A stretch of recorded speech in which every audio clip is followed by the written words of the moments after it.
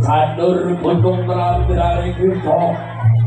memenuhi sagunging mati lemberono ing satengah peragan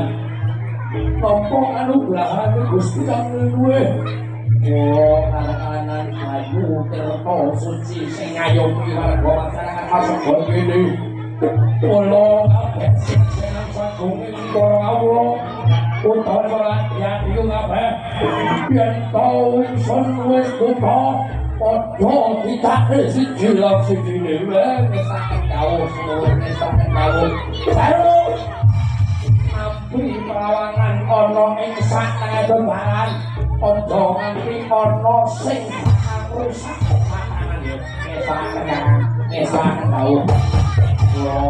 Pinto kabeh wis padha cakep keprake kaya apa kira iki monggo dulu